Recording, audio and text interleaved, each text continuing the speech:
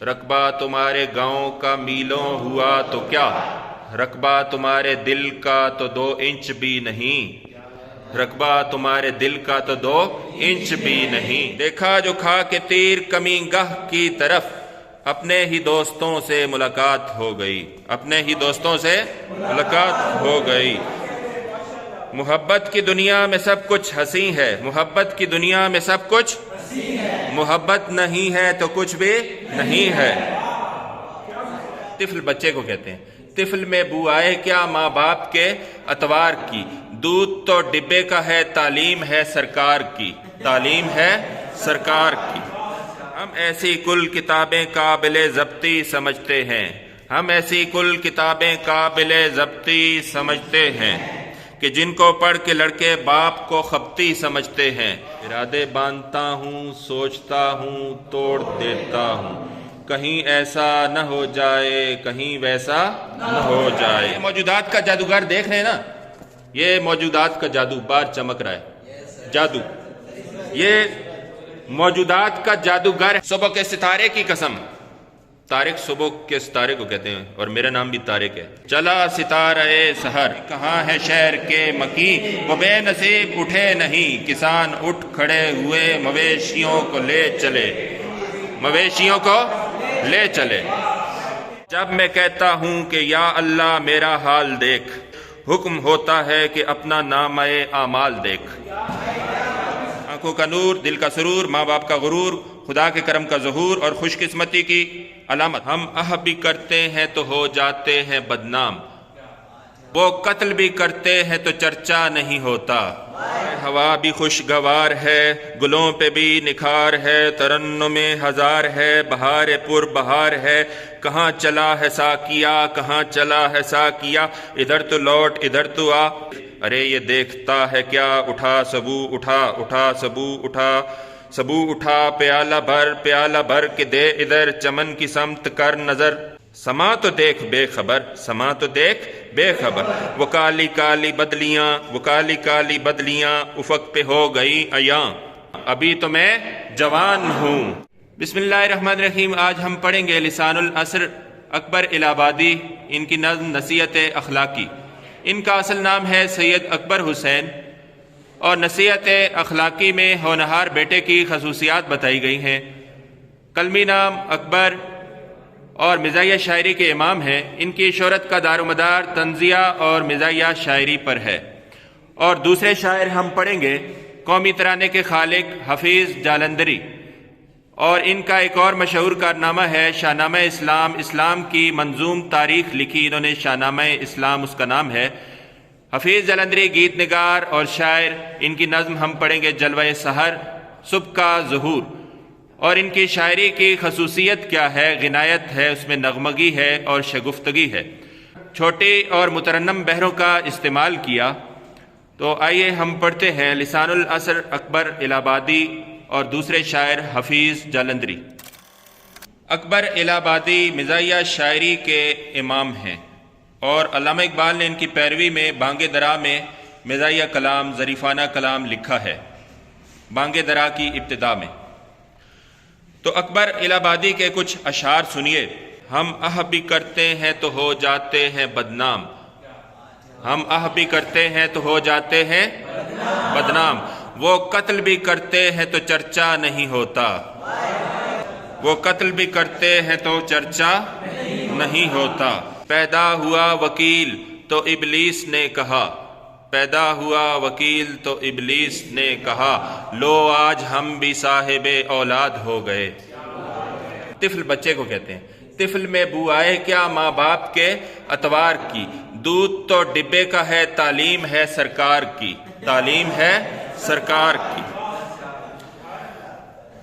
ہنگامہ ہے کیوں برپا، تھوڑی سی جو پی لی ہے، تھوڑی سی جو پی لی ہے، ڈاکہ تو نہیں ڈالا ہے، چوری تو نہیں کی ہے، بی اے بھی پاس ہوں ملے بی بی بھی دل پسند، بی اے بھی پاس ہوں ملے بی بی بھی دل پسند، محنت کی ہے وہ بات یہ قسمت کی بات ہے، محنت کی ہے وہ بات یہ قسمت کی بات ہے۔ ہم ایسی کل کتابیں قابل ضبطی سمجھتے ہیں، ہم ایسی کل کتابیں قابل ضبطی سمجھتے ہیں کہ جن کو پڑھ کے لڑکے باپ کو خبتی سمجھتے ہیں، کہ جن کو پڑھ کے لڑکے باپ کو خبتی سمجھتے ہیں۔ جب میں کہتا ہوں کہ یا اللہ میرا حال دیکھ، حکم ہوتا ہے کہ اپنا نامہ اعمال دیکھ۔ تو آئیے دیکھتے ہیں اکبر الہ آبادی مزاحیہ شاعری کے امام، اصل نام سید اکبر حسین اکبر تخلص ہے، اور جج کے عہدے تک پہنچے، اور ان کی مقبولیت کا دار و مدار ان کی طنزیہ اور ظریفانہ شاعری پر ہے۔ آغاز انہوں نے سنجیدہ کلام سے کیا اور ان کو لسان العصر کہا جاتا ہے۔ اکبر الہ آبادی بہت بڑے ناقد تھے انگریزی تہذیب کے، اور اپنی شاعری میں انگریزی تہذیب و تمدن پر سخت تنقید کرتے رہے، اور 1921 میں وفات پائی۔ ان کا مجموعہ کلام ہے کلیات اکبر۔ رقبہ تمہارے گاؤں کا میلوں ہوا تو کیا، رقبہ تمہارے گاؤں کا میلوں ہوا تو کیا، رقبہ تمہارے دل کا تو 2 انچ بھی نہیں، رقبہ تمہارے دل کا تو 2 انچ بھی نہیں۔ تو آئیے ان کی نظم پڑھتے ہیں، نصیحت اخلاقی۔ ہونہار بیٹے کی خصوصیات: تحریک سر سید کی جدت پسندی کے ناقد اور اسے تہذیبی زوال کا سبب سمجھتے تھے۔ طنز و مزاح سے انہوں نے نئی روش کو روکنے کی کوشش کی، لیکن پھر بعد میں سر سید کی کوششوں کے قائل بھی ہو گئے۔ انہوں نے کہا کہ ہم تو صرف باتیں کرتے ہیں اور سید کام کرتا ہے، اور سر سید کام کرتا ہے، سید کام کرتا ہے اور ہم صرف باتیں کرتے ہیں۔ بیٹے کو لوگ کہتے ہیں آنکھوں کا نور ہے، بیٹے کو کیا کہتے ہیں لوگ؟ بیٹے کو لوگ کہتے ہیں آنکھوں کا نور ہے زندگی کا لطف تو دل کا سرور ہے۔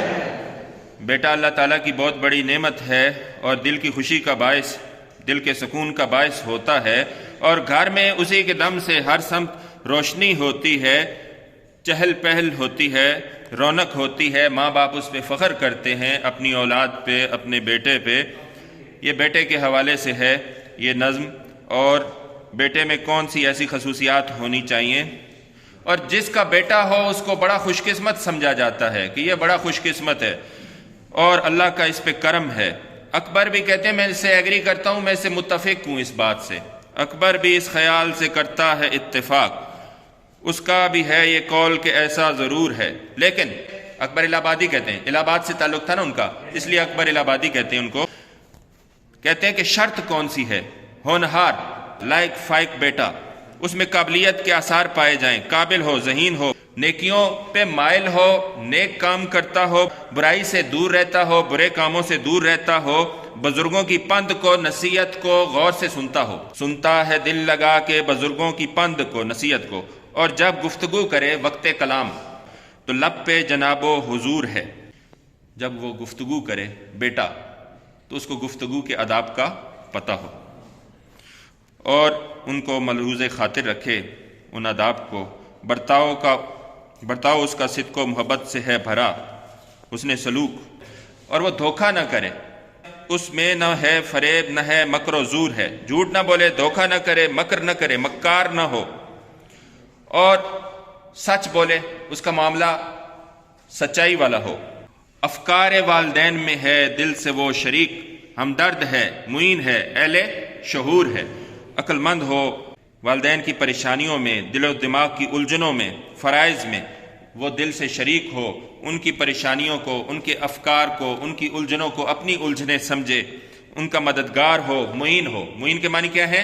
مددگار۔ راضی ہے اس پہ باپ کی جو کچھ ہو مصلحت، مشورہ، ارادہ، تجویز، اور باپ کا جو مشورہ ہو، جو تجویز ہو اسے مانے، صابر ہو، صبر کرنے والا ہو، بادب ہو، عقل مند ہو، غیرت مند ہو۔ یہ فیضان نظر تھا یا کہ مکتب کی کرامت تھی، یہ فیضان نظر تھا یا کہ مکتب کی کرامت تھی، سکھائے کس نے اسماعیل کو آداب فرزندی۔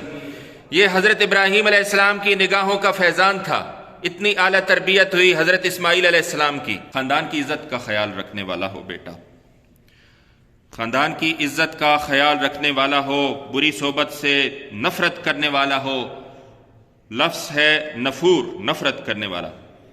اچھے دوست بنائے، بروں کی صحبت سے دور رہے، اور کسب کمال کی ہے شب و روز اس کو دھن، یہی خیال ہو خوبیوں کا حصول، مہارت حاصل کرے، ہنر حاصل کرے اور کمال حاصل کرے، علم و ہنر کے شوق کا دل میں وفور ہے، جوش و جذبہ ہو، کثرت ہو، وفور۔ پھر آگے کہتے ہیں لیکن جو ان صفات کا مطلق نہیں پتا، اگر بیٹے میں یہ صفات موجود نہیں، یہ خوبیاں موجود نہیں، تو اور پھر بھی والدین، پیرنٹس خوش ہو رہے ہیں کہ ہمارا لخت جگر ہونہار بیٹا ہے، تو اور پھر بھی ہے خوشی، تو خوشی کا قصور ہے، اس کی خوشی ناقص ہے، ان والدین کی خوشی ناقص ہے، عیبدار ہے۔ ایسی خوشی کو خوشی کہنا بھول ہے، خطا ہے، اور یہ کلیات اکبر حصہ اول۔ ہونہار بیٹے کی خصوصیات: آنکھوں کا نور، دل کا سرور، ماں باپ کا غرور، خدا کے کرم کا ظہور اور خوش قسمتی کی علامت۔ نصیحت اخلاقی کا خلاصہ۔ مشق دیکھیے، مشقی سوالات۔ مرکزی خیال کیا ہے؟ اس کا سینٹرل آئیڈیا کیا ہے اس نظم کا؟ ماں باپ اور خاندان کے لیے وہی بیٹا قابل فخر اور آنکھوں کی روشنی ہو سکتا ہے جو سیرت و کردار کی خوبیوں کا پیکر ہو، سچائی، دیانت، ماں باپ کی اطاعت اس کا شیوہ و شعار ہو، بزرگوں کا ادب و احترام اور بروں کی صحبت سے دوری، علم و ہنر کا حصول اور برے کاموں کی طرف رغبت نہ کرتا ہو بلکہ اچھے کاموں کی طرف اس کی رغبت ہو، اس بیٹے کی فطرت میں شامل ہو۔ اگر کسی بیٹے میں یہ اوصاف نہیں تو وہ قابل فخر نہیں ہو سکتا، تو وہ قابل فخر نہیں ہو سکتا۔ طلباء کو طنز و مزاح کی تعریف بتائیے اور دونوں کا فرق واضح کیجیے۔ مزاح کے لفظی معنی ہنسی مذاق، جبکہ طنز کے معنی تانا یا چھیڑ کے ہیں۔ طنز میں کاٹ ہوتی ہے، چبن ہوتی ہے۔ طنز میں کیا ہوتی ہے؟ کاٹ اور چبن۔ طنز ایک طرح کی تنقید ہے، کرٹیسزم ہے۔ مزاح زندگی کی ناہمواریوں کے اس ہمدردانہ شعور کا نام ہے جس کا فنکارانہ اظہار ہو جائے۔ طنز محض کسی کا مذاق اڑا دینے کا نام نہیں بلکہ مذاق خیز انداز میں عام زندگی کے کسی معاملے کو اجاگر کرنے کا نام ہے۔ تو یہ نظم ہماری یہاں تمام ہوئی۔ دوسری نظم دیکھتے ہیں، حفیظ جالندری۔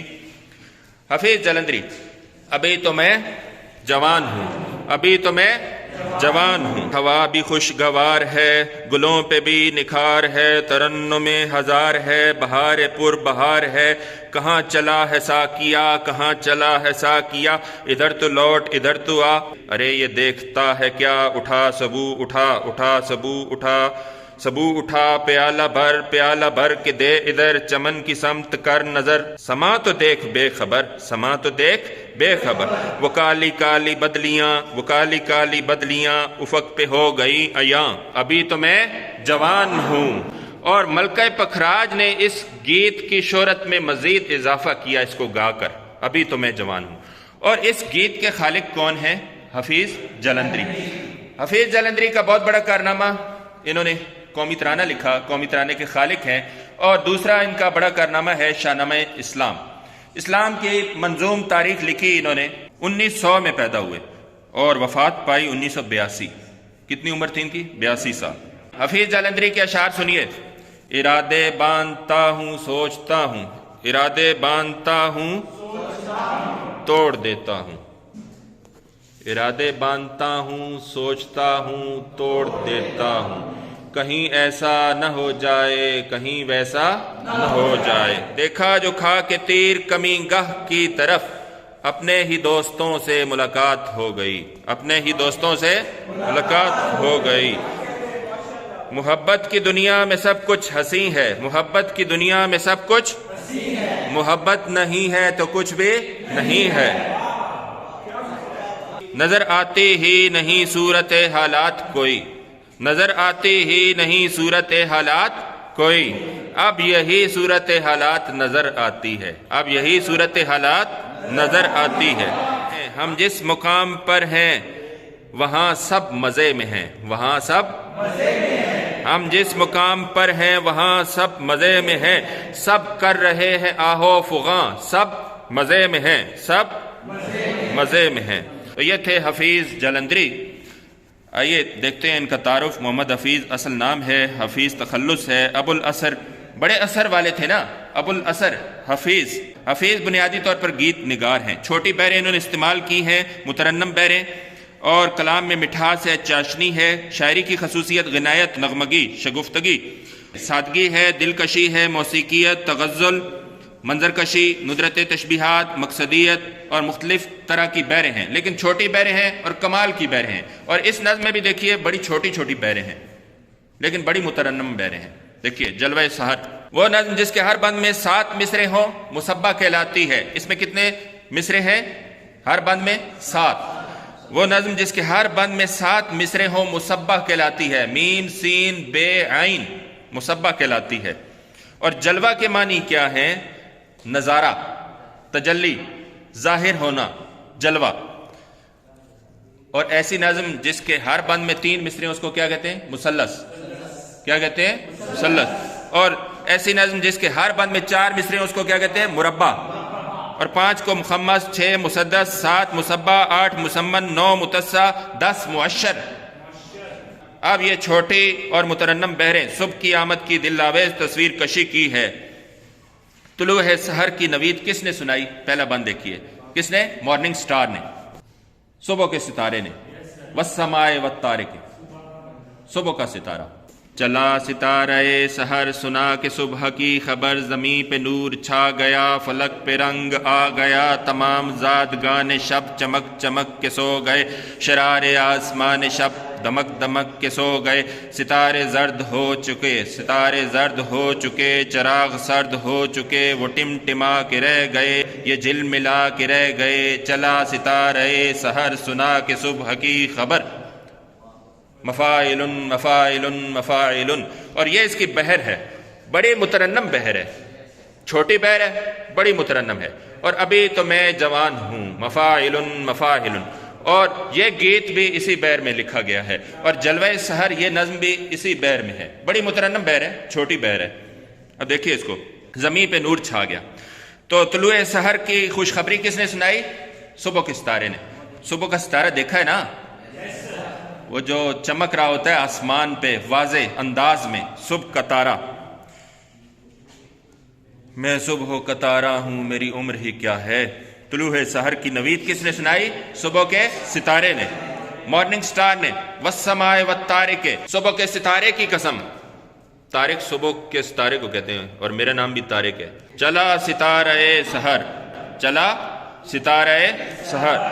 اب صبح کا تارہ رخصت ہو رہا ہے، ماند ہوتے ہوتے بجھ کر تمام ستارے رہ گئے۔ استعارے کون سے استعمال کیے؟ شرار آسمان شب، شرار چنگاری، یہ چنگاریوں کی مانند اب یہ بجھ رہے ہیں۔ اور زادگان شب کے معنی کیا ہے؟ لکھیے، ستارے چمک چمک کے، دمک دمک کے سو گئے، چراغ سرد ہو چکے۔ استعارے کون سے ہیں؟ چراغ کس کو کہہ رہے ہیں؟ ستاروں کو۔ یہ چراغ اب بجھنے کے قریب ہیں، صبح ہو رہی ہے نا۔ طلوع سحر کی نوید ستارے نے سنائی۔ جب ستارہ صبح کا ظاہر ہوتا ہے، دکھائی دیتا ہے، تو یوں سمجھ جایا کرو وہ اکیلا جب موجود ہوتا ہے کہ اب صبح ہونے والی ہے، اب روشنی ماند پڑ رہی ہے۔ یکا یک ایک نور کا غبار، سورج طلوع ہو رہا ہے، غبار شرق سے اٹھا۔ سورج کدھر سے طلوع ہوتا ہے؟ مشرق سے، شرق سے، شرق مشرق۔ یکا یک اچانک ایک نور، سورج طلوع ہوتا ہے، نمودار ہوتا ہے، ظاہر ہوتا ہے، وہ رفتہ رفتہ بڑھ چلا اور آسماں پہ چھا گیا۔ حسین نمود نے، حسین نمود نے، روشنی نے، ظہور نے، تجلی نے۔ حسین نمود نے سیاہ نقاب اٹھا دیا، فزون گرے شہود نے طلسم شب مٹا دیا۔ یکا یک ایک تازگی، یکا یک ایک روشنی نگاہ جاں میں آ گئی، حیات میں سما گئی، حیات میں سما گئی۔ یکا یک ایک نور کا غبار شرق سے اٹھا۔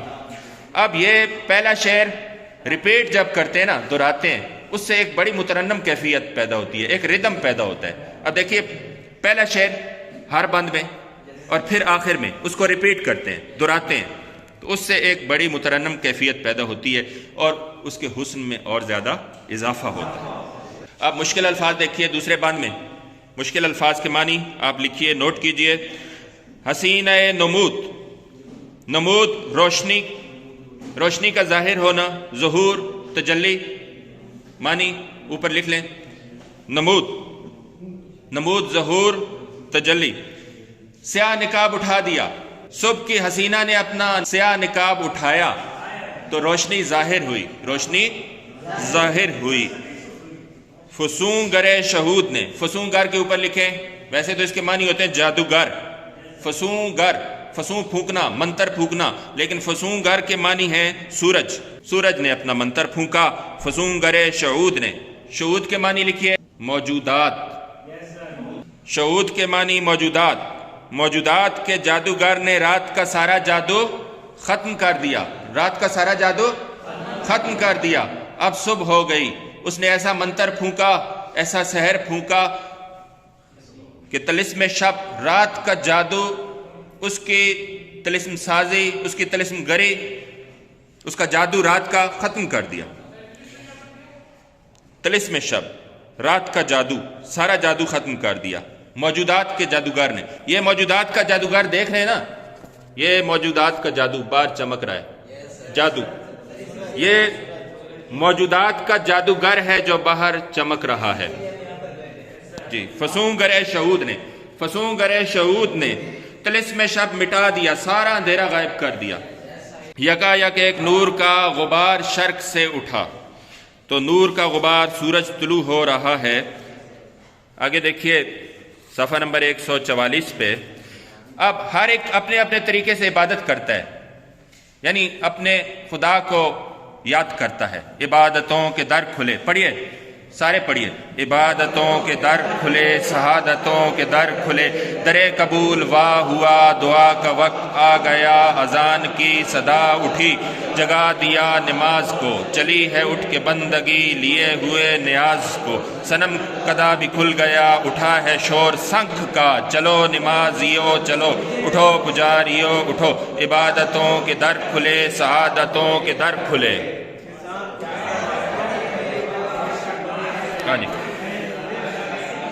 इबादतों के दर खुले, इबादतों के दरवाजे खुल गए, सादतों के, नेक बख्ती के, दरे कबूल वाह हुआ, ओपन हो गया, खुल गया, दरे कबूल, कबूलियत का दरवाजा खुल गया।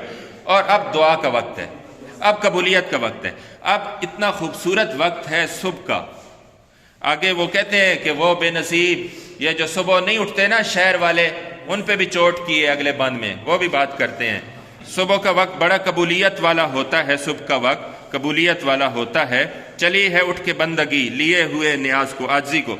अब बुतखाना भी खुल गया और उठा है शोर शंख का, नाकूस जो मंदिरों में घंटी बजाई जाती है, नाकूस एक किस्म का सींग, नाकूस। और नमाजियों, मुसलमानों, तुम भी उठो, अल्लाह की इबादत करो, उसको याद करो। अब ये वक्त बहुत खूबसूरत है, उसको याद करने का वक्त है।